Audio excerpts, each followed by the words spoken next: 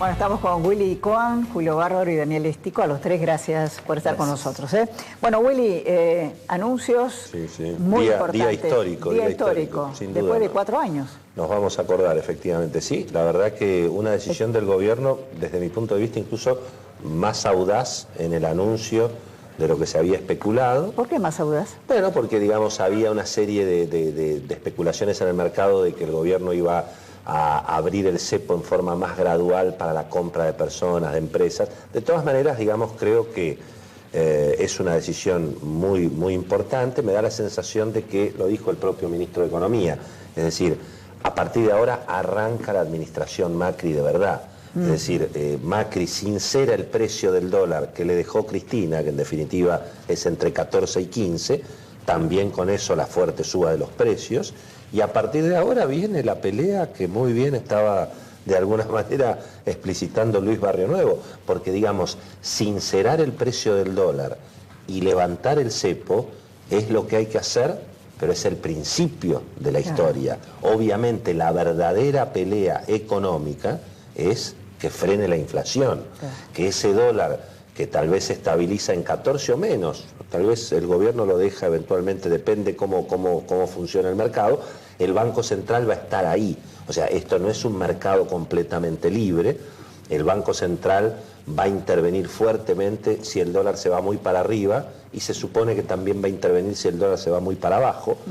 Se creía en el mercado que el Banco Central iba a decir a qué precio compraba y a qué precio vendía, pero Alfonso Prat-Gay, creo que fiel al estilo de Javier González Fraga, del propio Pedro Lacoste, es decir, economistas que ya han estado muchas veces en esta, y ellos nunca les gustó decir a cuánto juega el Banco Central. Son jugadores de póker que prefieren jugar con muchas fichas, por eso, digamos, anuncian la cantidad de dólares que tienen, pero con las cartas cerradas, ¿no? Y eso es lo que me parece que vamos a ver. Yo creo que la verdad no va a pasar absolutamente nada con el dólar. El mercado ya se colocó hoy prácticamente a 14,50. Era el precio al que estaban la mayoría de los precios. Creo que hubo algunas remarcaciones que tal vez pensaban que el dólar se podía escapar más arriba. Bueno, veremos, obviamente, veremos cómo juega ahora el gobierno, pero insisto, el problema de la inflación no es la suba del dólar.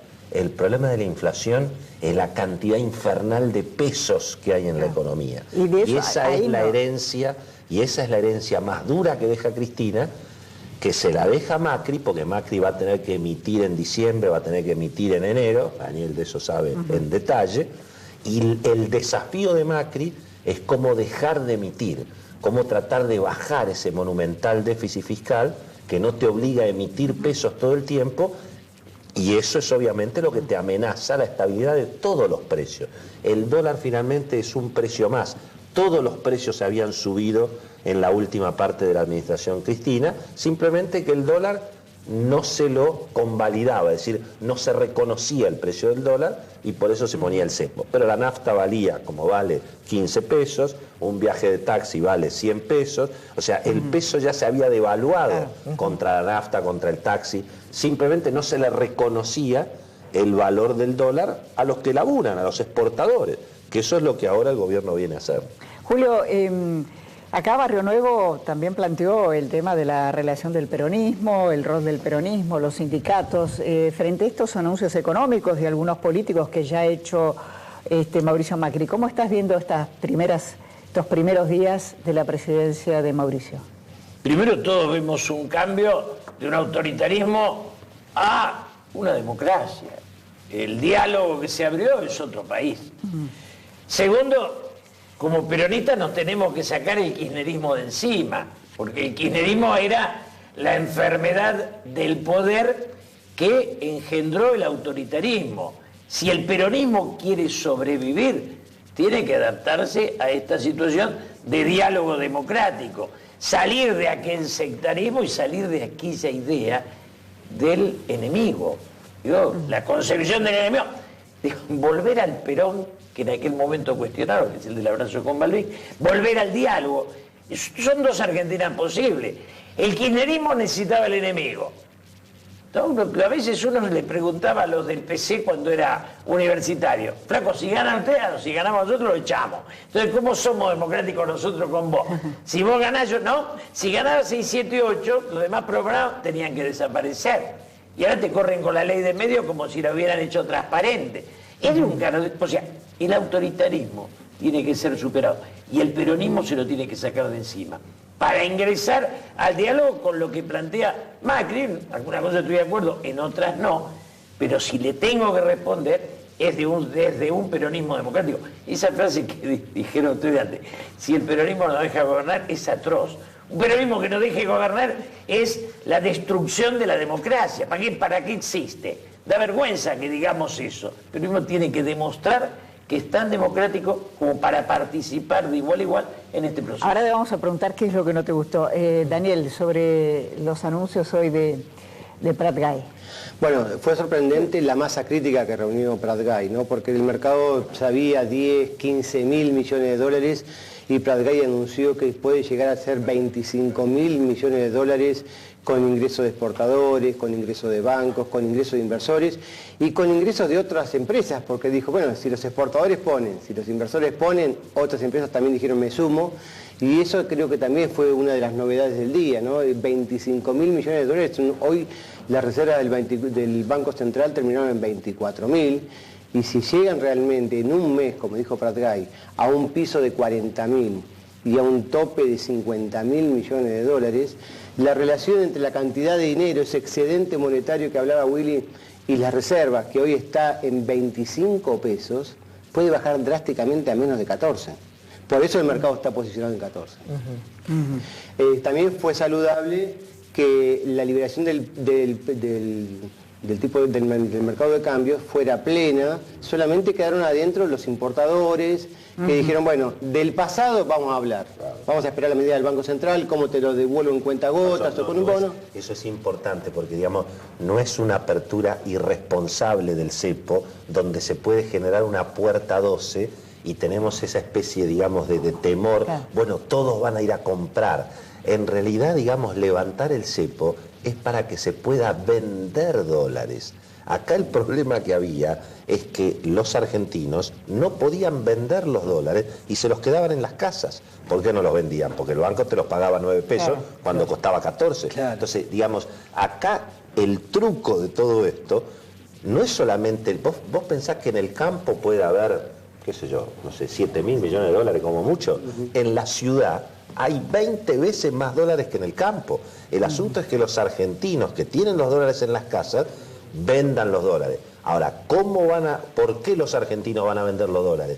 Si suponen que el precio de hoy va a ser un precio estable mirando los próximos meses. Si vos crees que en marzo o en mayo el dólar que hoy vale 14 vale 18, no vendés. Bueno, el gobierno va a trabajar para que vos tengas la sensación de que en marzo o en mayo el dólar va a estar prácticamente Volvemos a esa palabra no mágica, concreta, que es confianza. Confianza y lucha contra la inflación.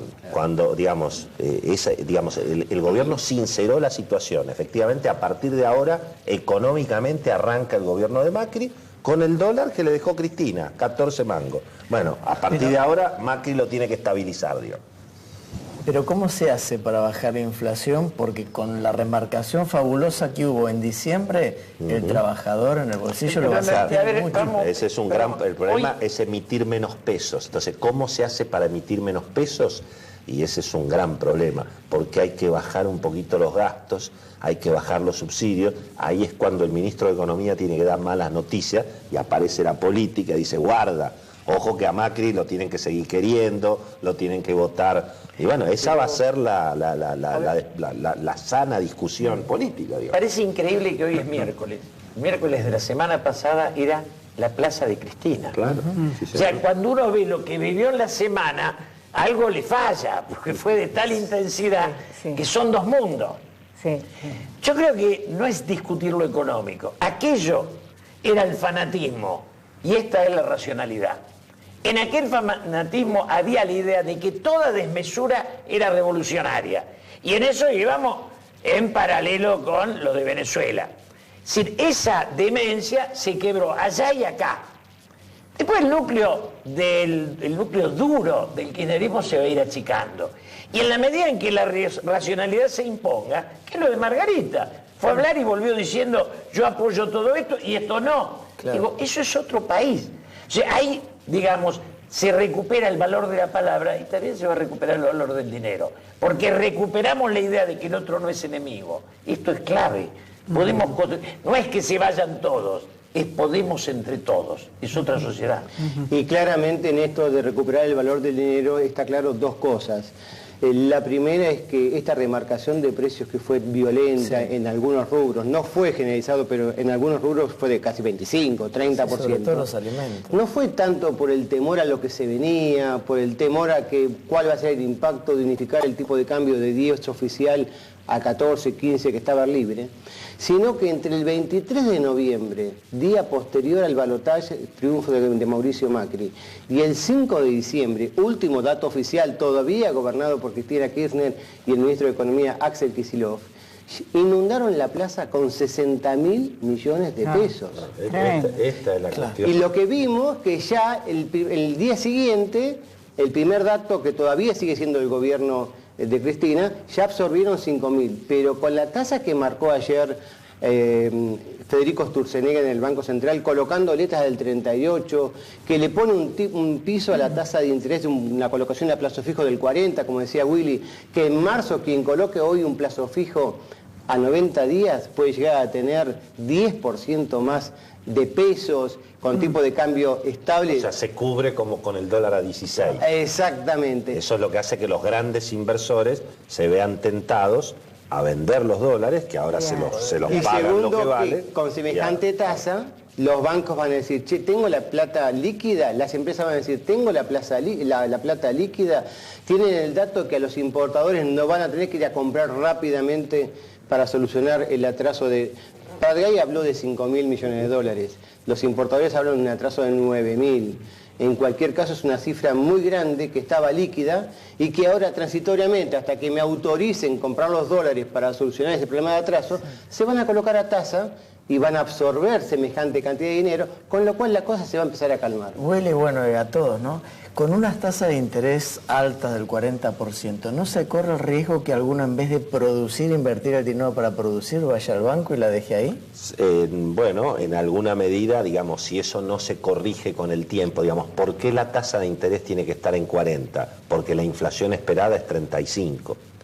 En la medida en que la inflación esperada empiece a bajar, esa tasa de interés también va a empezar a bajar. En su momento, Alfonso Pradgay, que fue, hay que recordar que Pradgay, digamos, fue presidente del Banco Central de Néstor Kirchner. Claro. O sea, no es ningún liberal Alfonso Pradgay. Alfonso Pradgay es un heterodoxo, casi te diría un socialdemócrata. Además es un hombre que ha estado muy metido en la política, casi te diría en el centro izquierda de la política, ¿no es cierto? Con lo cual, definitivamente me da la sensación de que esa ortodoxia, si querés, monetaria, puede ser un instrumento de emergencia para estabilizar la situación, pero definitivamente no puede ser la solución definitiva, ¿no? Ahora, déjame aportarte una cosita con este punto, ¿no? Sí. Que Alfonso Pradgay, cuando asume la presidencia del Banco Central, venía de una tasa de inflación del 40%, que fue el primer año de salida de la convertibilidad, y terminó el primer año con una tasa de inflación, creo que fue del 10 o 9%. ¿no? Pero le habían hecho la devaluación antes, ¿no? Él llegó cuando la devaluación se lo habían hecho remes. Y además fue una tremenda devaluación. Nada que ver con esto que es pasar del dólar de 10 a 14. En la convertibilidad el dólar es como si hubiera pasado a 40. Se fue de 1 a 4. Y bueno, así estoy, yo también soy ministro de Economía. Julio, querías decir algo sobre esto. No, vos me preguntabas qué fue lo que... esto de los dos jueces, debate. El debate, sí. A mí me parece que en la Argentina queda la tonta idea de que hay que ejercer el poder, que hay que dar un gesto de poder.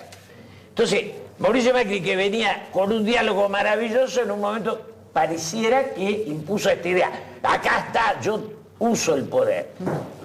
Lo del decreto de la Corte. Claro, lo del decreto de la Corte. A mí me parece que esa forma de usar el poder no es la expresión de fortaleza. Siempre es la expresión, primero, de desconocimiento político. Y segundo, de temor a debilidad. Ahora, ¿qué lo pudo haber llevado a esto? Un mal consejo político. Gente que no entiende nada de política y lleva a elegir dos personajes indiscutibles. Lo de Rosati, yo me acuerdo cuando le renunció a Néstor, porque Néstor lo quería usar para lo que usaba Néstor a su ministro, para hacer negocio. Y Rosati se le va en el acto. O sea, su nombre, me parece que el problema de fondo es que el riesgo de Macri con todo lo que hace de diálogo es no darle importancia a lo político. A veces lo gerencial se impone sobre lo político. Y entonces terminas en un error que es de sutileza. Pero él había empezado haciendo política, es decir, el tema de convocar a los opositores, a los gobernadores. Kirchner ponía a los peores con la mejor capacidad de seducción. Pero después tenés que gobernar en consecuencia. Es decir, te tenés que sacar la foto con los gobernadores, pero avisarles que vas a mandar un decretazo, o por lo menos discutirlo, digamos. ¿no? Dejarle la duda.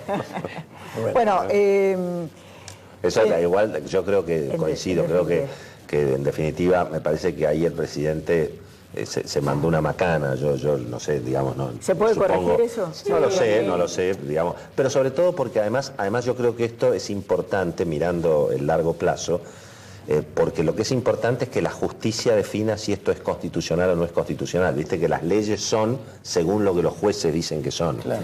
Entonces, ¿por qué es importante esto? Porque, digamos, el día de mañana puede venir un presidente en la Argentina o una presidenta que no sea tan republicano como es Macri. Claro. Ya nos ha pasado, tenemos historia en la Argentina. Y nombrar por el mismo método. Claro. Entonces, por eso el antecedente a mí me parece malísimo. Ojalá que la justicia tarde o temprano diga que nunca un presidente puede nombrar un ministro de la Corte en comisión, porque además un ministro de la Corte no puede estar a prueba. El tipo que está en la Corte es definitivo o no es definitivo, porque si no es fácilmente apretable, por más jurista que sea, digamos, ¿no? A los tres muchísimas gracias. Y yo los invito a ver un momentito del discurso, del primer discurso del presidente Macri referido al narcotráfico. Fue un tema central de su discurso inicial y vamos a hablar sobre este tema y sobre lo que le espera a la Argentina con un juez que desde hace mucho tiempo viene denunciando este peligro en la Argentina. Vamos a escucharlo.